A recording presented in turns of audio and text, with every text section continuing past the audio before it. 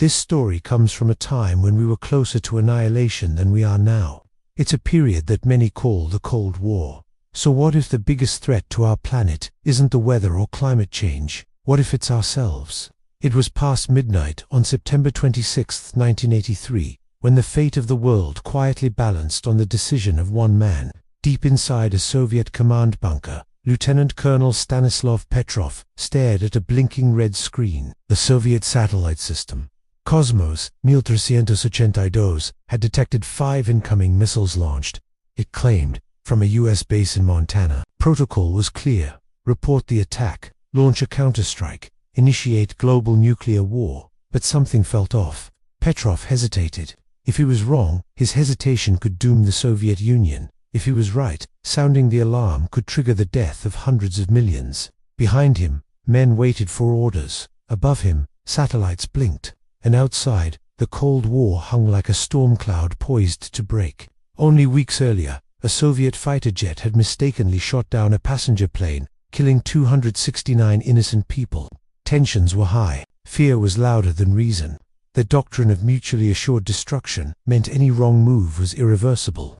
But Petrov, relying on instinct and reason rather than protocol, refused to report the launch. He labeled it a false alarm.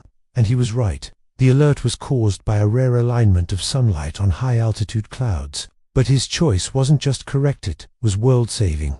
No medals, no applause, just silence and survival. One man, sitting in a cold room surrounded by blinking lights, chose not to end humanity. In a war designed to be automated, it was a single act of human doubt that saved us all. This is not just history. It's a quiet reminder that sometimes the most heroic thing you can do is nothing. We have heard about World War III before. Maybe it was mentioned by your grandfather or grandmother. The idea of this war was always present during the Cold War era. But what did it mean? World War III, or more specifically World War III, the nuclear war, was a phrase that was often used by politicians and media outlets during the Cold War to describe the hypothetical future conflict between the United States and the Soviet Union. This term usually carried with it the implication that such a war would involve the use of nuclear weapons and potentially result in the destruction of the world as we know it. But why? What exactly was the Cold War? Why were these two superpowers always on the edge of a real war? The Cold War describes a state of hostility that existed between the United States and its allies and the Soviet Union and its satellite states from roughly 1947 to 1991. Despite being called the Cold War, this was not a war in the conventional sense.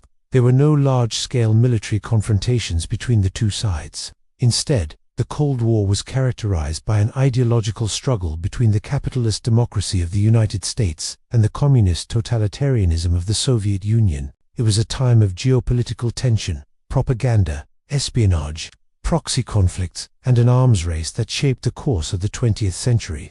The term Cold War was coined by American journalist and political scientist Walter Lippmann to describe the state of affairs after World War II, when traditional warfare had been superseded by psychological warfare, propaganda, economic sanctions, technological competition, and importantly, the accumulation of nuclear weapons. During this period, the US and the USSR never directly engaged in war. However, they were constantly on the brink of conflict. There were numerous close calls, proxy wars, and instances where misunderstandings or technical glitches could have easily escalated into a full-blown crisis. One of the most terrifying aspects of the Cold War was the constant threat of nuclear war. Both sides built up massive arsenals of nuclear weapons and developed increasingly sophisticated delivery systems. The Cuban Missile Crisis in 1962 is perhaps the most famous example of how close the world came to nuclear annihilation. It was a standoff that lasted 13 days and brought the world to the brink of nuclear war. The Soviet Union began placing missiles in Cuba, capable of reaching the United States, and the Americans responded with a naval blockade. The potential consequences of a nuclear exchange were well understood by both sides, and the stakes could not have been higher. Eventually, an agreement was reached, and the crisis was averted. But it remains as a stark reminder of the precarious situation that we find ourselves in during the Cold War.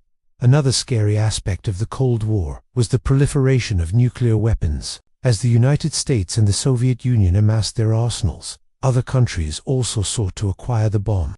This included nations like the United Kingdom, France, China, India, Pakistan, Israel, and others. The more countries that developed nuclear weapons, the greater the risk of a catastrophic mistake or intentional use. But let's go back to the beginning of the story. Once upon a time, there was a man named Petrov. When Petrov first encountered the blinking lights signaling an imminent missile attack, his initial reaction was to sound the alarm. This was the standard protocol, and his training kicked in.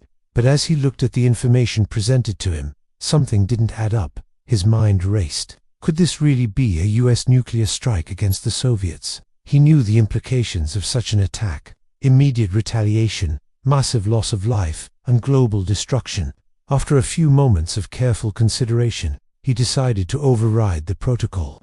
Petrov realized that there were too many variables that did not make sense. It was late at night, which didn't align with the typical pattern of enemy attacks, and the number of missiles detected seemed odd.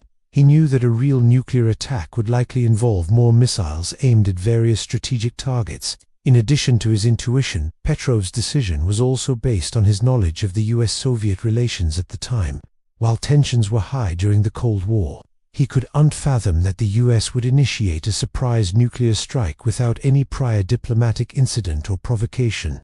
He believed that if it was an attack, it wouldn't be just 5 missiles, but a much larger scale assault. Furthermore, he had faith in his own judgment and experience. After years of service in the military, he had developed a keen ability to analyze situations and make split-second decisions. In this case, his instincts told him that something was amiss, and he trusted them.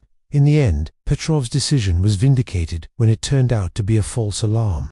The blinking lights that signaled impending doom were actually caused by a rare atmospheric phenomenon where sunlight reflected off high-altitude clouds and triggered the Soviet early warning system. When making his decision, Petrov had no way of knowing that the future of the world rested on his shoulders. He was just doing his job to the best of his ability based on the information he had available.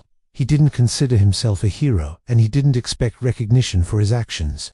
For him, it was just another day at work. However, the significance of Petrov's decision went far beyond his immediate task. By refusing to blindly follow protocol and instead using his own judgment and intuition, he may have saved countless lives and possibly even the world itself. His story serves as a reminder that sometimes the right thing to do is not to follow orders, but to think critically and make your own decisions. Even in the face of overwhelming odds, one man's courage and skepticism can make a world of difference. It's important to remember that Petrov's decision was not made in a vacuum. He was part of a larger system, and his actions were influenced by his training, experience, and the overall context of the Cold War. The fact that he was able to override protocol and take action is a testament to the importance of human judgment and intuition in high-stakes situations.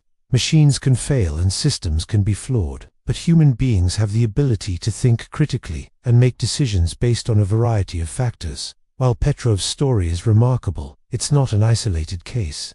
There have been many instances throughout history where ordinary people have made extraordinary decisions that have had a profound impact on the world, from individuals who have risked their own safety to speak out against injustice to those who have used their creativity to solve complex problems. Ordinary people like you and me have the power to make a difference. In conclusion, the story of Stan Petrov is a powerful reminder of the importance of human judgment and intuition. In a world that is increasingly dominated by technology and automation, it is easy to forget that we have the ability to think critically and make decisions that can have a profound impact on the world around us. Whether we're facing a global crisis or simply trying to navigate the complexities of everyday life, it's important to remember that we have the power to shape our own destiny.